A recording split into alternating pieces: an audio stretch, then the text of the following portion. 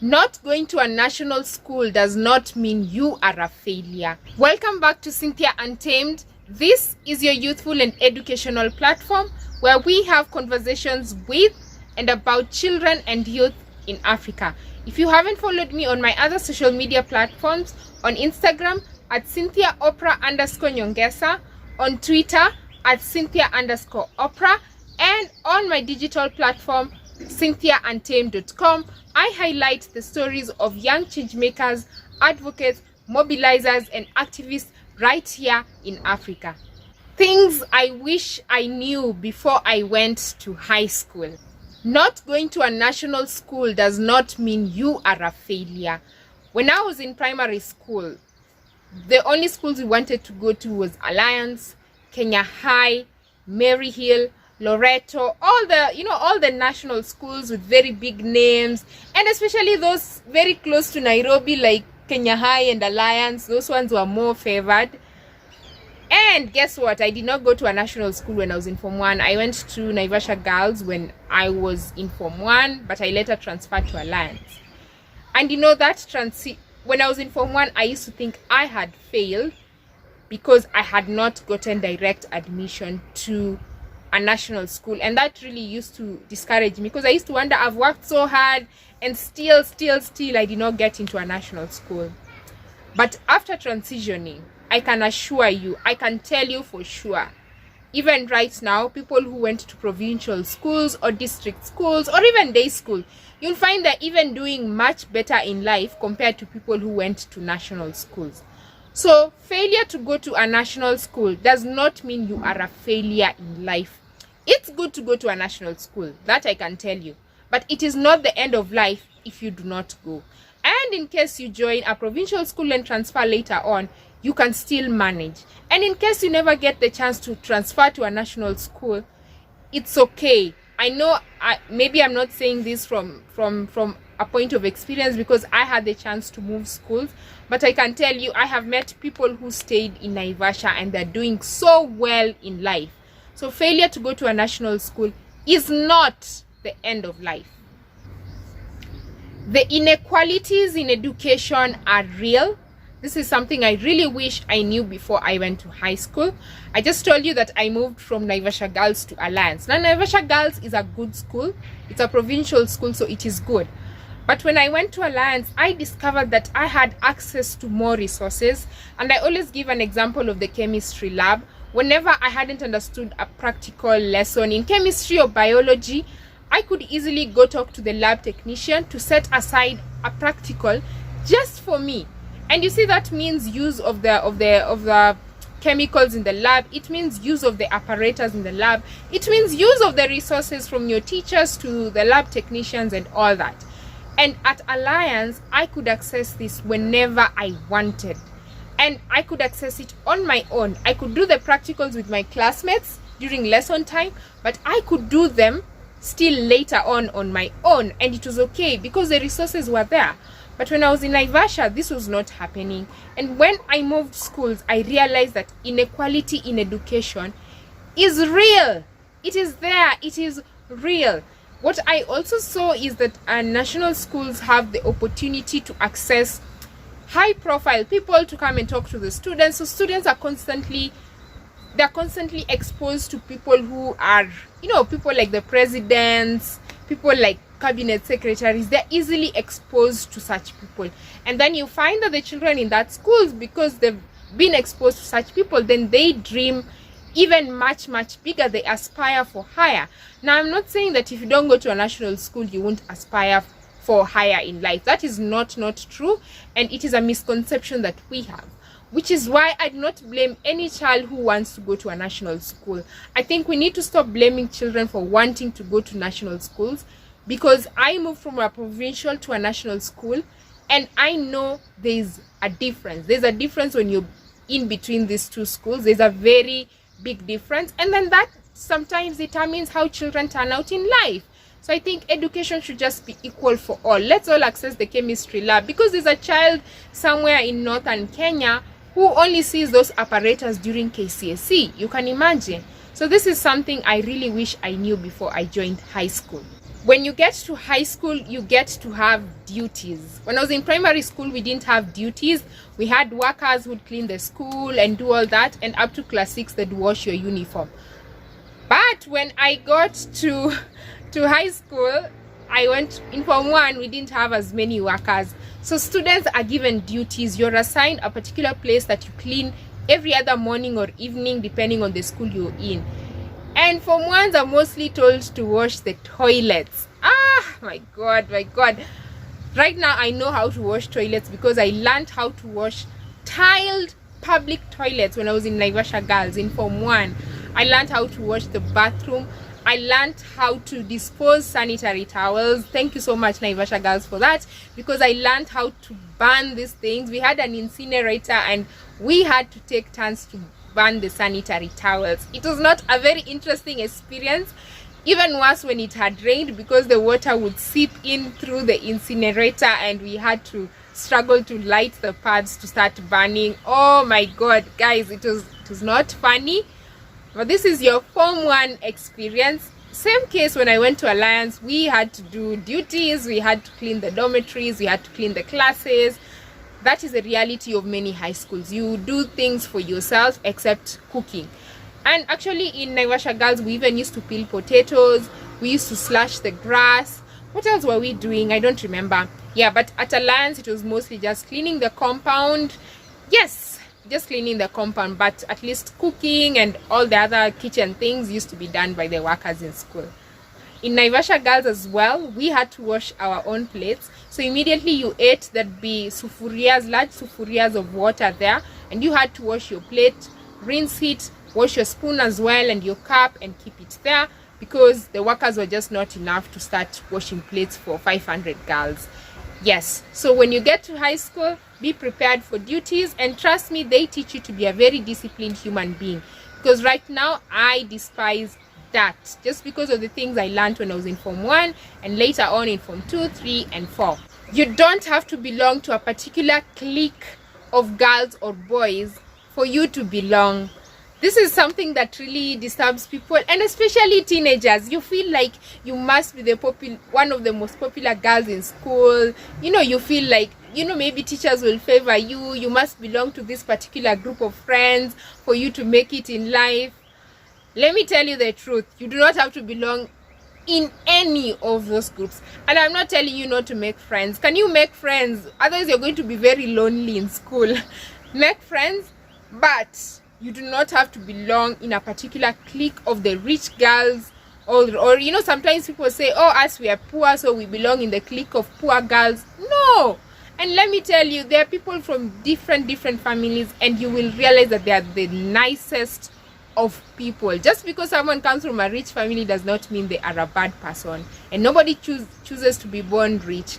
So do not feel like you have to belong. Don't let it take away your self-esteem because I don't belong in that particular clique, you know, that particular group of girls or boys, and you just feel like you're never going to make it in life because of that. Trust me, when you finish high school, nobody is going to care which clique you are in. All people care is what you scored, and so that you can move on to the next step. Academics gets tougher, but you will pull through. Let me give you an example. When I was in Naivasha Girls, I used to do really well. In Form 1, I used to get A's and A minuses. When I moved to Alliance, I just moved straight to a C. Was it a C plus or a C? I just moved straight down. And that was largely also contributed to the fact that we were a bit behind in the not so behind, just a little. And so catching up and filling in the gaps, adapting to a new culture, that was tough for me. So my grades dropped, like they just dropped. Whoo! So academics gets tougher, and I was very bright when I was in primary school, so I couldn't understand why I was not doing well when I was in high school.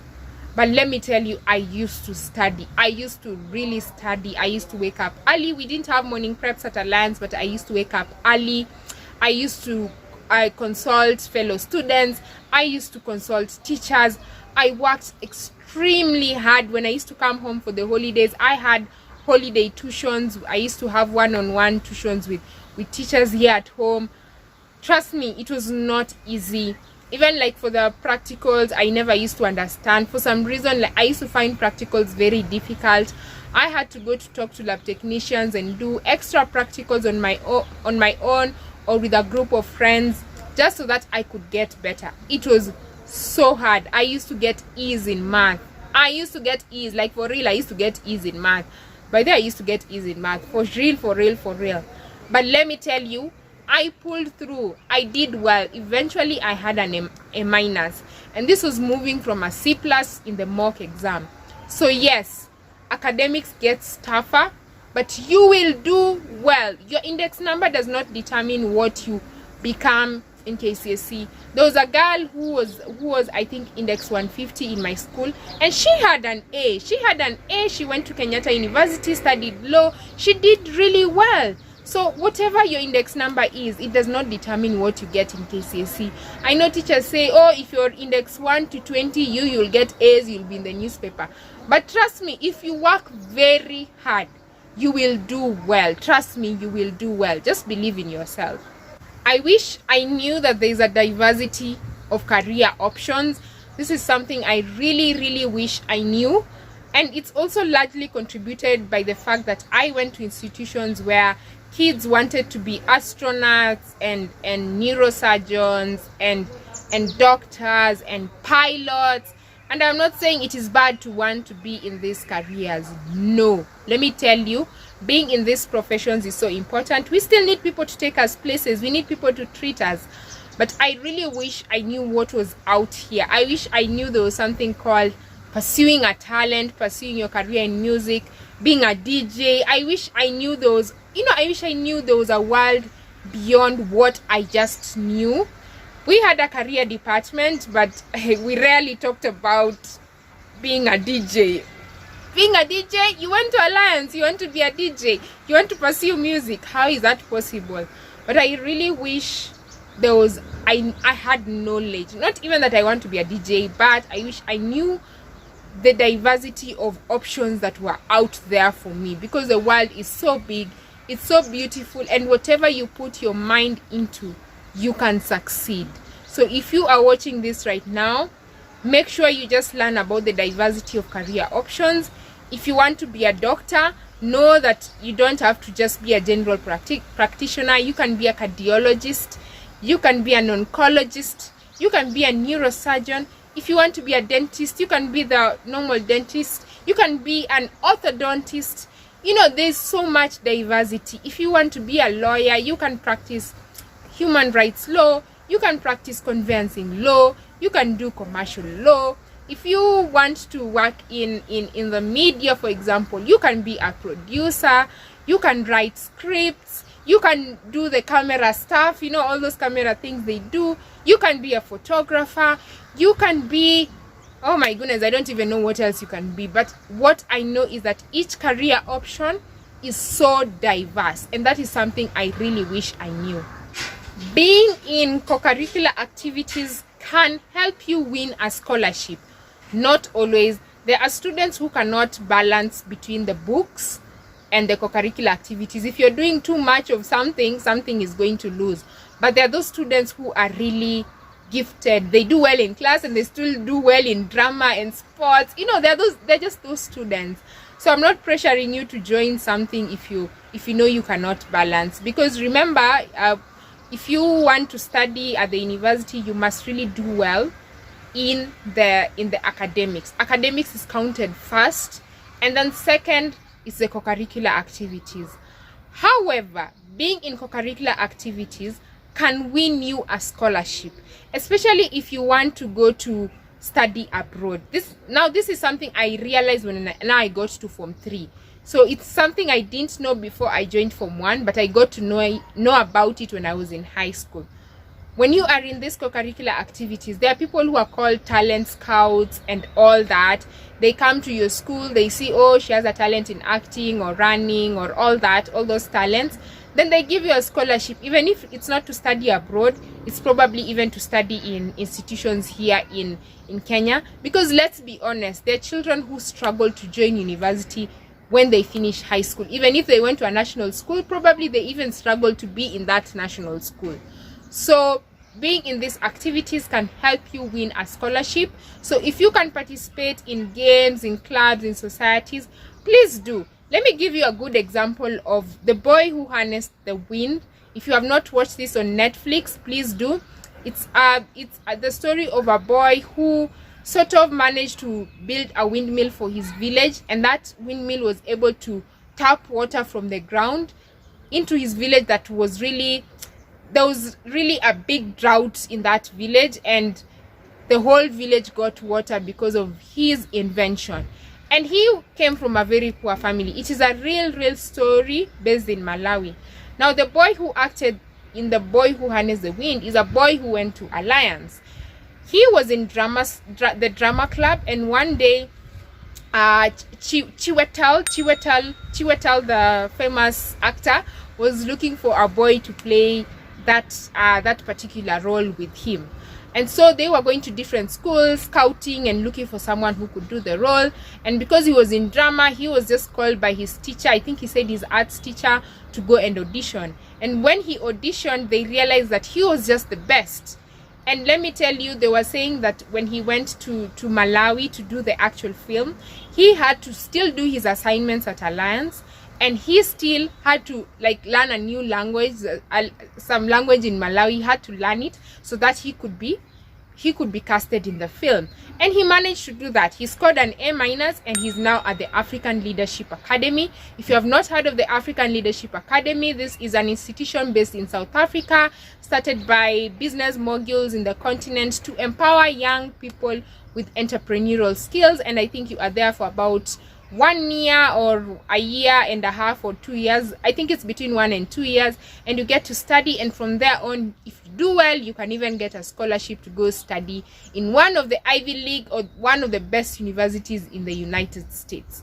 So I've just given that example just to tell you that having a talent and utilizing it when you are young can open extremely big doors for you.